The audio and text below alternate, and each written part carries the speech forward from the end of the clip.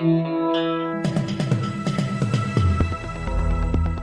listening to the Betoota Advocate's weekly news wrap on Desert Rock FM 96.5. Welcome back to the Betoota News Bulletin, live out of Baxter Boots studio in downtown Betoota. You're joined today, as always, by myself, editor Clancy Overell, and of course, editor-at-large Errol Parker. How are you, Errol? Not bad, mate. How are you? Good, thanks. And of course, reading the news is the David Campbell of the Diamantina Shire, Wendell Hussey. How are you? Very well, thank you, Clancy. It's been a busy day. Now, we've got a special edition of the Bulletin today with a wrap-up of all of the Cardinal George Pell news from the decision that occurred a few hours ago. The first story we broke this morning was... Give it to us. What was it? Breaking. Dirty old pedo to die in prison. Yes, I saw that. That was interesting news this morning. A lot of people, the general public, would have thought that that was already confirmed, but of course he had an appeal that he was waiting on, and that's of course what John Howard, Tony Howard and Andrew Bolt and Miranda Devine all made it clear that they were waiting on that appeal before they officially condemned Cardinal George Pell for child sex crimes. And they have since, in Andrew Bolt's case, rejected the findings of the court and basically said that the court's decision doesn't reflect the man. Well, it's an interesting take, I have to say, from Andrew Bolt, given the Victorian Court of Appeal upheld the March decision today, sentencing the former Cardinal to 6 years in prison for the abuse of two choir boys in Melbourne in the 1990s. I feel like a lot of work and a lot of time in court, a lot of investigation by police has gone into this, but I suppose Andrew Bolt has read all 300 pages from the final report. Anyway. And Jeff Arthur, one of our top fans, commented on that story with quite an interesting point.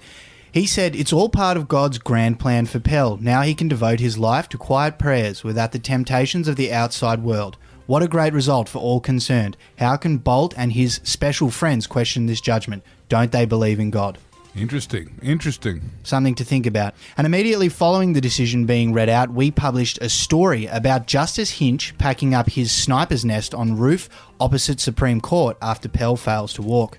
Well, everyone does know that Darren Hinch is the purveyor of all eternal justice in Australia, and I guess Hinch himself was prepared to dish out his own type of justice should Cardinal Pell walk. He was up on the roof opposite the court with his high-powered rifle, .338 Lapua Magnum.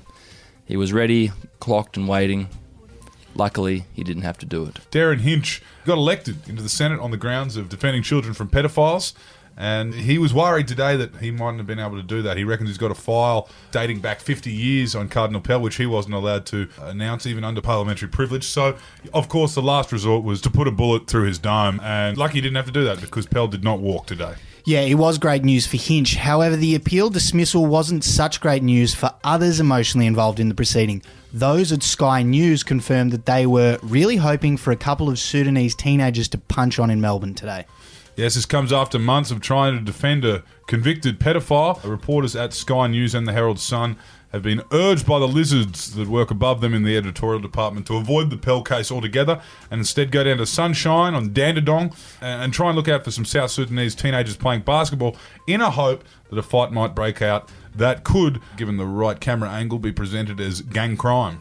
Yes, every employee at Sky News from the top to the bottom has blood on their hands. Yes, and they've been told if they can't find a bunch of South Sudanese teenagers punching on, go looking for some Muslims that look a bit scary, maybe burqas in banks, in post offices, and that can also be used as race-baiting news that can crowd out the news cycle as the deeply conservative media networks do their best to pretend the highest-ranking Catholic figure in Australian history didn't just get sent to prison for the rest of his life for raping kids.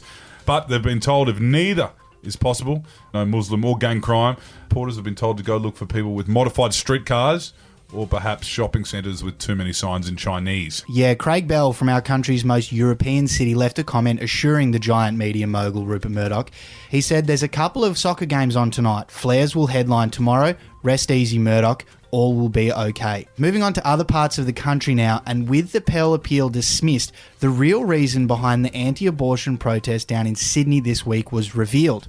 Anti-abortion protesters worried new bill will limit the amount of kids their priests have access to. Yes, thousands of pro-lifers took to the streets last night in Sydney in protest against the decriminalisation of abortion, because as one spokesperson said, "Forcing women to have unwanted children, which can end up in our institutions and homes, has been a core business model for us. So we need to stop this bill from happening. Yes, he then went on to say the idea of women having control of their own bodies is very scary, but a dwindling number of children that their priests have access to is far scarier. Yeah, we'll keep you up to date on how that one unfolds. Now, we'll wrap up with some lighter news, and we've got a feel-good story to end on, which is, talk about a lucky day, this angler just landed a bluefin with a super valuable Hussey inside it. Yeah, that was a really, really nice story of yours, Wendell. A happy-go-lucky bloke, he called in sick to work, as you do, and decided to go fishing with a friend. And as it turned out, he ended up landing a huge tuna, which he cut open, didn't he? And inside was a super rare Hussey. A Simba one. Ooh, that is rare. Fuck me. Husseys, of course, are the little plastic collectibles from Woolies that are designed to entertain children for a short period of time before ending up in the nation's waterways, and have proven to be a hit, with some selling for tens of thousands of dollars. Barnaby Joyce even went as far as selling his super rare blue Mufasa the other night just so he could pay the power bill. So good luck to this particular bloke who's probably up looking at getting 20k for his little Simba Hussey that he found inside the bluefin. You'll never know where these things will turn up. That'll buy a few new Shimano Stratics. Low drag. A new Sea-Doo maybe. Good luck to him. And on that lighter note, that's all for this week. Thanks for tuning in. Be sure to join us again next week for another dose of honest, hard-hitting regional news. Until then, I'm Wendell Hussey. I'm Clancy Overell. Go and shove a sock down your throat. And I'm Errol Parker. Don't do that.